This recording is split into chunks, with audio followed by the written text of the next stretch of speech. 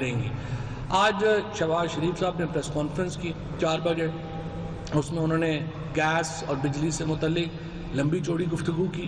ہماری توقع تو یہ تھی کہ وہ اس مقدمے کے اوپر جس میں انہیں ایف آئی اے نے طلب کیا ہے, جس کے اوپر نیب انویسٹیگیشن کر رہی ہے, کچھ روشنی ڈالیں گے اور ہمیں بھی پتہ چلے گا کہ 25 ارب روپے کی یہ رقم اور اس کے بعد جو دوسرے کیسز جو بنے ہیں جس کی تفصیلات ابھی شہزاد اکبر صاحب آپ کے سامنے رکھیں گے کہ ان میں ان کا جواب کیا ہے. جب آپ ان سے پوچھتے ہیں کہ آپ نے اتنے پیسے آپ کے اکاؤنٹ سے نکلے, وہ کہتے ہیں میں نے پنجاب میں میٹرو بنائی. آپ ان سے پوچھیں کہ یہ آپ کے جو بیٹے ہیں وہ پاکستان سے اربوں روپیہ باہر ٹرانسفر کر گئے ہیں, تو وہ کہتے ہیں کہ نہیں میں نے تو جو ہے وہ پانی کے اوپر اسکیموں کے اوپر کام کیا. آپ ان سے پوچھیں کہ آپ کے اپنے اکاؤنٹ سے اربوں روپیہ نکل رہا ہے, یہ کہاں سے نکل رہا ہے, وہ کہتے ہیں دیکھیں میں نے بڑی پنجاب کی خدمت کی ہے.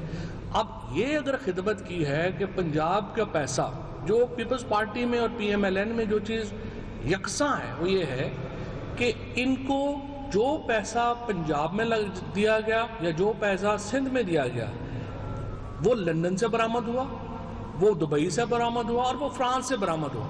اب آپ دیکھتے ہیں کہ ان کے ہاں بچے کی پیدائش بعد میں ہوتی ہے, ایک اپارٹمنٹ دنیا کے کسی بڑے شہر میں پہلے ان کے نام لگ جاتا ہے.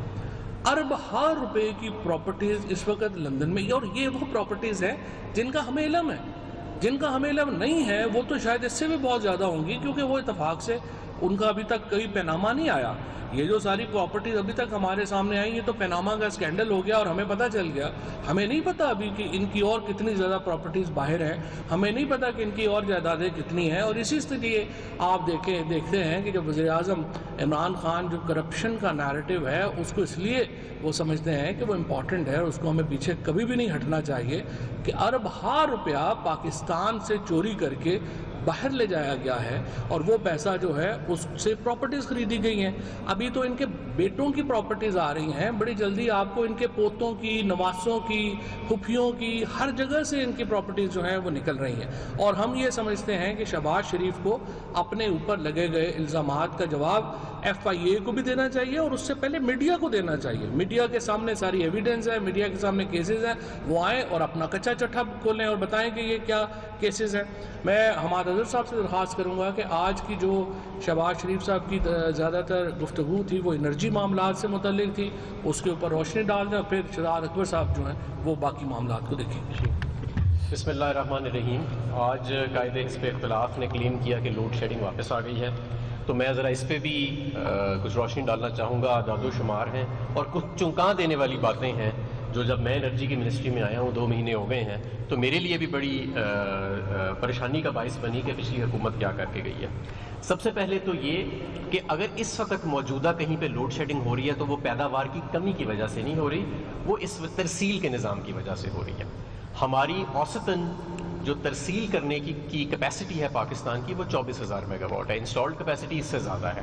جب آپ 24,000 میگا واٹ سے زیادہ جاتے ہیں تو آپ کو کسی جگہ ٹرپنگ نظر آتی ہے, مین لائنز کے اوپر, گریڈز کے اوپر اوور ہیٹنگ نظر آتی ہے, جس کے لیے وقتاً فوقتاً ہمیں ٹرپنگ کرنی پڑتی ہے سسٹم کو بچانے کے لیے. پیداواری صلاحیت ظاہر ہے بہت زیادہ ہے, اور ترسیل کرنے کی بھی جو صلاحیت ہے, جب ہم نے حکومت سنبھالی تو وہ صرف 20,000 میگا واٹ تھی, صرف 20,000 میگا واٹ. اور اب پچھلے ہفتے ہم نے 24,500 میگا واٹ کئی دن کامیابی کے ساتھ اس سسٹم کے اندر سے ترسیل کی, اور طلب بھی تقریباً اتنی ہی تھی, جس کی وجہ سے چند روز پہلے اعلانیہ لوڈ شیڈنگ جو تھی وہ ختم کر دی گئی تھی. غیر اعلانیہ لوڈ شیڈنگ جو ہے وہ ختم کر دی گئی تھی, لیکن جو ریونیو بیسڈ لوڈ شیڈنگ ہے, جہاں پہ بجلی چوری زیادہ ہوتی ہے ان علاقوں میں, یا ترسیل کے نظام کی وجہ سے یہاں کہیں پہ ٹرپنگ آ رہی ہے یا اوور ہیٹنگ ہو رہی ہے, یا کوئی طوفان آیا, آندھی آئی, کوئی درخت گر گیا, یا کوئی اور ایسا حادثہ پیش آ گیا, وہ لوڈ شیڈنگ اپنی جگہ ہو سکتا ہے کہ ممکن ہو. تو یہ تو میں نے آپ کو بتایا کہ ترسیل کے نظام میں ہم 4,000 میگا واٹ ہم نے 2 سال میں ایڈ کیا, اور اس وقت ہم پچھلے کئی روز ہم نے 24,500 میگا واٹ بجلی جو ہے وہ کامیابی کے ساتھ فراہم کی, جو پاکستان کے لیے ایک بہت بڑا ریکارڈ ہے. یہ پچھلے سال کی بنسبت بھی 15 سے 20% زیادہ ہے جو ہم نے بجلی ترسیل کی ہے. اور یہ اس چیز کے بھی باوجود ہے کہ تربیلا ڈیم پاکستان کا سب سے بڑا ڈیم 80% اس وقت آپریشنل نہیں تھا, یعنی کہ اس میں سے ہمیں صرف 20% بجلی مل رہی تھی. 5,000 میگا واٹ کی بجائے صرف ہمیں 1,300 میگا واٹ بجلی مل رہی تھی. اس کے باوجود ہم نے 24,500 میگا واٹ بنایا. اب میں آپ کو بتاتا ہوں کہ جنہوں نے پلاننگ کی تو انہوں نے کیا ان کی سائنس تھی پیچھے، اور آپ خود تعجب کا شکار ہوئیں گے۔ پاکستان کی اوسطاً بجلی کی کنزمپشن پورا سال کی 16,000 میگا واٹ ہے۔ صرف 1.5 مہینہ ایسا ہوتا ہے کہ ہم 16,000 سے بڑھ کے 24-25,000 میگا واٹ پہ آ جاتے ہیں۔ جو چھوڑ کے گئے وہ اگلا 2028 تک کی 30,000 میگا واٹ مزید بجلی ایڈ کر گئے، یعنی پچھلے جو 70 سال میں ہماری ڈیمانڈ آئی ہے 24,000-25,000 میگا واٹ ہے، اور اگلے 8 سال انہوں نے کہا نہیں 30,000 میگا واٹ اور اس میں ایڈ ہوئے، اور یہ ساری ٹیک اور پے بیسس کے اوپر اکثر، یعنی آپ یہ بجلی خریدیں یا نہ خریدیں تو آپ نے یہ پیسے دینے ہیں۔ شہباز شریف صاحب یہ بتائیں کہ چلو پیک ٹائم تو ہمارا آتا ہے 1.5 ماہ کے لیے، تو یہ جو باقی 11 مہینے یا 10 مہینے ہم یہ 50% اپنی بجلی کا کرایہ بھرتے ہیں، جو بجلی گھر نہیں چلتے سارا سال، یہ کون سی پالیسی تھی، کون سی حکمت عملی تھی، اور یہ پیسے کون ادا کرے گا، اور یہ پیسے ہیں کتنے؟ میں آج یہ بھی بتانا چاہتا ہوں۔ 2013 میں جب قائد حزب اختلاف کی جماعت نون لیگ نے حکومت سنبھالی تو یہ صرف 180 ارب روپے تھے سالانہ۔ 2018 میں جب ہم آئے تو ان کے کیے ہوئے سودوں کی بنسبت یہ 450 ارب ہو گئے، موجودہ یہ 700 ارب کے قریب ہے سالانہ، اور 2023 میں مسلم لیگ نون کے 5 سالوں میں کیے ہوئے معاہدوں کی بنسبت کی بدولت یہ 1300 ارب سالانہ ہوئیں گے۔ 2028 میں یہ 5 سے 6,000 ارب سے بھی تجاوز کر جائیں گے سالانہ۔ یہ پیسے کون دے گا؟ یہ کس کی حکمت عملی تھی کہ یہ ایسے سودے کیے جائیں جہاں پہ بجلی آپ نہیں بھی استعمال کریں گے تو آپ نے اس کے پیسے دینے ہیں، اور پورے سال کی جو اوسطاً ڈیمانڈ ہے 16,000 میگا واٹ، اس سے بھی 3 گنا زیادہ بجلی جو ہے اس کے ہم نے پیسے دینے ہیں۔ تو ایک تو یہ چھوڑ کے، دوسرا بجلی کی نوعیت، یہ لگا کے کیا گئے ملک میں؟ Imported fuel. آپ کا ملک جو ہے اس میں تھر کا کوئلہ موجود ہے، بجلی موجود ہے، ہوا موجود ہے، سورج موجود ہے، لیکن ہمیں ملا امپورٹڈ RLNG کے پلانٹس، ہمیں ملا اس امپورٹڈ RLNG کے پلانٹس کو چلانے کے لیے ٹیک اور پے کے اوپر ٹرمینل لگانا، ٹھیک ہے جی، ان کو $2.5 لاکھ ایک دن کا یومیہ ادا کرنا، وہ بھی ٹیک اور پے، یعنی لو یا نہ لو کرایہ ضرور ادا کرنا، اور پھر امپورٹڈ کوئلہ بھی لگا گئے، اور امپورٹڈ کوئلہ کہاں لگا کے گئے؟ سائیوال کے اندر، یعنی پہلے کوئٹہ امپورٹڈ جہاز آئے گا کوئلہ کا کراچی میں، کراچی کی بندرگاہوں میں، وہاں سے موٹر وے پہ یا ٹرین کے ذریعے چڑھے گا اور سائیوال پہنچے گا، اور $1.5 صرف اس کی ٹرانسپورٹ کا خرچہ ٹیرف کے اندر۔ تو یہ کون سی حکمت عملی تھی؟ کس سائنسدان نے آپ کو یہ مشورہ دیا تھا؟ رینیوبلز لگائے صرف 5%، اور وہ بھی ایک قائد اعظم سولر پلانٹ لگا گئے 15 سینٹس کے اوپر، 15 سینٹ یونٹ کا۔ میرا خیال ہے کہ grains book of world record میں آنا چاہیے، اس سے زیادہ ٹیرف شاید ہی دنیا میں کسی سولر پلانٹ کو آئے گا، 15 سینٹ کا یونٹ۔ پھر انہوں نے کہا کہ جی میں نے تو بہت ہی سستے سودے کیے تھے۔ بھائی اگر آپ نے سستے سودے کیے تھے تو آپ ہی کے دور میں جب آپ آئے 450 ارب گردشی قرضے تھے، آپ نے سارے ایک جھٹکے میں بغیر آڈٹ کے کلیئر کر دیے۔ اس کے بعد جب آپ چھوڑ کے گئے 5 سال بعد وہ پھر 1200 ارب پہ ہو گئے تھے۔ تو اگر آپ نے اتنے سستے بجلی کے سودے کیے تھے تو آپ ہی کے دور میں یہ 1200 ارب گردشی قرضے کیوں بڑھے؟ اس کی وجہ یہ ہے کہ آپ نے سستے سودے نہیں کیے تھے۔ تو یہ ساری ایک کہانی ہے جو بنی گئی ہے لوگوں کو گمراہ کرنے کے لیے۔ ایک بار پھر لوڈ شیڈنگ اگر اس وقت کسی جگہ ہو رہی ہے تو وہ ترسیل کے نظام کی وجہ سے، پیداوار کی وجہ سے نہیں، اور اس پہ بھی ہم قابو پا رہے ہیں۔ ابھی میں نے آنے سے پہلے NTDC کے نمائندے سے بات کی، انہوں نے میں نے ان سے پوچھا کہ پیک ٹائم چل رہا ہے، کہیں لوڈ شیڈنگ ہو رہی ہے غیر اعلانیہ؟ تو انہوں نے کہا غیر اعلانیہ لوڈ شیڈنگ کسی جگہ نہیں ہو رہی، لیکن ترسیل کی وجہ سے کسی جگہ ٹرپنگ موجود ہے، یا اگر ہمارے کسی جگہ کراچی میں طوفانی بارشیں ہوئی ہیں یا لاہور میں ہوئی ہیں، وہ ہمیں انفراسٹرکچر کی کمپلینس ہیں، اور ہمارا سارا عملہ جو ہے اس کو ریزالو کرنے کے لیے لگا ہوا ہے۔ میں اس لیے قائد حزب اختلاف سے گزارش کروں گا کہ آپ پہلے ہی کافی ظلم کر چکے ہیں، 1300 ارب سالانہ، 700 ارب سالانہ کیپیسٹی پیمنٹس، امپورٹڈ فیول، مہنگے بجلی گھر، کوئلے کے مہنگے بجلی پلانٹس، ہر چیز مہنگی لگا کے چلے گئے ہیں، اور ہماری قوم کئی سال اس کا خمیازہ بھگت رہی ہے۔ ہم نے کوشش کی، ہماری حکومت نے، ہم نے RLNG کا سودا نیا کیا ان سے سستے داموں پہ، ہم نے ان 2 حکومتوں کے دور میں کیے ہوئے بجلی گھروں سے سودوں کو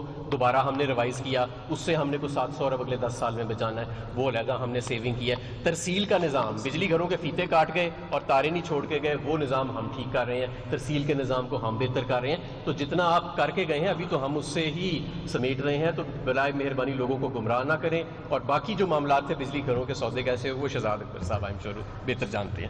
بیسکلی منسٹر صاحب یہ کہہ رہے ہیں کہ شرمندہ ہوں، پریس کانفرنسیں نہ کریں شہباز شریف صاحب۔ جی بسم اللہ الرحمن الرحیم۔ میرا خیال ہے سب سے پہلے تو آپ صحافیوں سے زیادہ بہتر کوئی نہیں جانتا کہ اس وقت جو شہباز شریف صاحب کی حالت زار ہے وہ پنجابی کا جو محاورہ ہے لے لے نا پراواں دے روندی یاراں، جس دن سے ان کو لندن نہیں جانے دی، جی دکھ رواں جس دن سے ان کو جانے نہیں دیا گیا لنڈن، اس دن سے ان کی ذرا طبیعت بڑی ناساز ہے، اور اس لیے وہ مختلف دنوں پہ مختلف قسم کی باتیں کرتے ہوئے پائے جاتے ہیں۔ ابھی جو سب سے ایک ریسنٹ چٹکلا تھا ان کا، وہ تھا کچھ دن پہلے ان سے یہ کہنا شروع کر دیا گیا کہ ان کو FIA نے ہراساں کیا۔ تو میرا خیال ہے کہ وہاں سے بات شروع کرتے ہیں۔ FIA نے شہباز شریف صاحب کو 15 جون کو طلبی کا نوٹس دیا۔ اس طلبی کے نوٹس کے ساتھ، اچھا یہ بھی بڑا ایک سمجھنے کی چیز ہے کہ ماضی میں انہی اداروں کو جب استعمال کیا جاتا تھا سیف الرحمان جیسے لوگوں کے ہاتھوں، تو نہ ہی کوئی نوٹس ہوتا تھا، جا کے اٹھا لیا جاتا تھا، نہ ہی آپ کو کچھ چارج شیٹ کی جاتی تھی۔ یہاں تو جو طلبی کا نوٹس ہے، اگر آپ میں طلبی کا نوٹس آپ کے ساتھ شیئر کروں تو باقاعدہ سوال نامے کے ساتھ وہ طلبی کا نوٹس دیا گیا کہ جی یہ کوئی 15-16 سوال ہیں، آپ برائے مہربانی ان سوالوں کے جواب اصلتاً یا وکالتاً، اصلتاً کا مطلب ہوتا ہے خود تشریف لیں، یا وکالتاً یہ ہے کہ وکیل کے ہاتھوں، ہمیں تو جواب سے غرض ہے، ہمیں تو آپ سے کوئی غرض نہیں ہے، آپ اس کا جواب ہمیں دے دیں۔ اس کے بعد 22 جون کو یہ تشریف لائے، اور 22 جون کو جو انہوں نے جواب دی اس میں تو میں تھوڑی دیر میں آتا ہوں، لیکن جولائی کے دوسرا ہفتہ شروع ہو گیا میرا خیال ہے، یہ ہونے والا ہے، اس میں ان کو اچانک خیال آیا کہ وہ جو 22 جون کو میں گیا تھا مجھے ادھر ہراساں کیا تھا۔ تو یہ اصل میں جب سے یہ لنڈن نہیں ان کو جانے دیا گیا، اس دن سے یہ ایک چھوئی ہوئی شریف بن چکے ہیں، بات بات پہ یہ ناراض ہو جاتے ہیں۔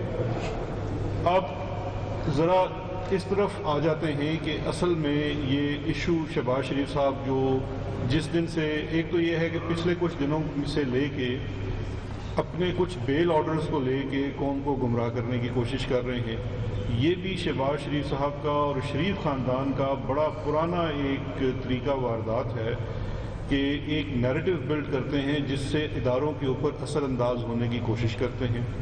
کبھی جب بہت ڈیسپریٹ ہو جاتے ہیں تو حملہ بھی کر دیتے ہیں۔ سپریم کورٹ آف پاکستان کے اوپر ماضی میں شریف خاندان کا حملہ سب کو یاد ہے۔ اب یہ ایک اس طرح کی ایک بات بنانے کی کوشش کر رہے ہیں کہ جیسے ان کے ساتھ کوئی زیادتی ہو رہی ہے۔ جہاں تک کلیئرٹی کے لیے ضروری ہے کہ بیل آرڈرز کے اوپر 2019 سپریم کورٹ کی ایک رپورٹڈ ججمنٹ ہے، 445 نمبر صفحہ ہے PLD کا، 5 جسٹسز پہ مبنی بینچ تھا، لارجر بینچ تھا۔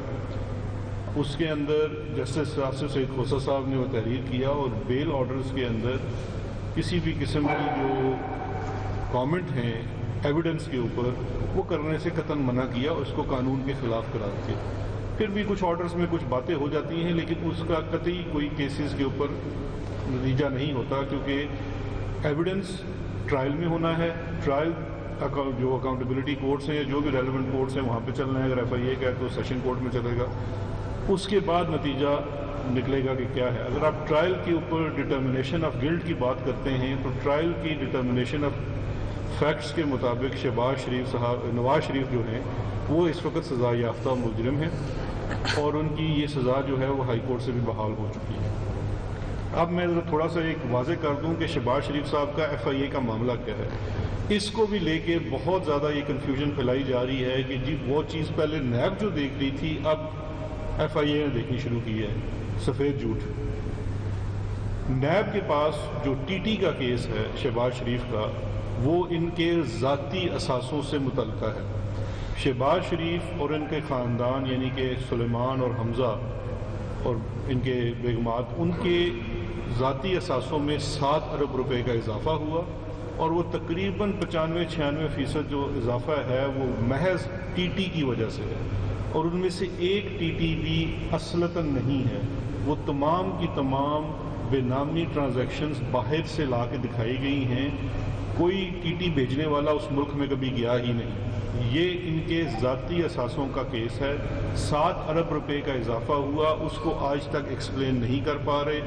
وہ کیس اکاؤنٹیبلٹی کورٹ میں چل رہا ہے، اس میں ایسٹ بیونڈ مینز کا وہ کیس ہے اور اس کے ساتھ منی لانڈرنگ کا ان کے اوپر چارج ہے۔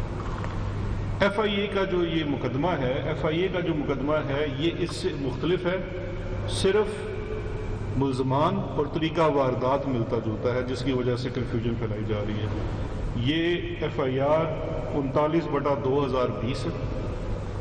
اس FIA کے مقدمے کے مطابق शहबाज शरीफ साहब के और इनके ख़ानदान की 2 शुगर मिलें, रमज़ान शुगर मिल और अल अरेबिया शुगर मिल, इसके 14 मुलाजमीन और उसमें से एक फौत शुदा मुलाजम भी है जो कि फौत हो चुका है, लेकिन उसके नाम उसकी वफ़ात के बाद भी उसका अकाउंट ऑपरेट होता रहा और उस अकाउंट में मनी लॉन्ड्रिंग होती रही। इन 14 अकाउंट्स की तफसील भी दी गई है इस FIR के अंदर। ये मुलाजमीन कोई बड़े लेवल के डायरेक्टर्स नहीं हैं, इसमें चपड़ासी हैं, ड्राइवर्स हैं, PNs हैं, आपके असिस्टेंट मैनेजर्स हैं, कैशियर्स हैं।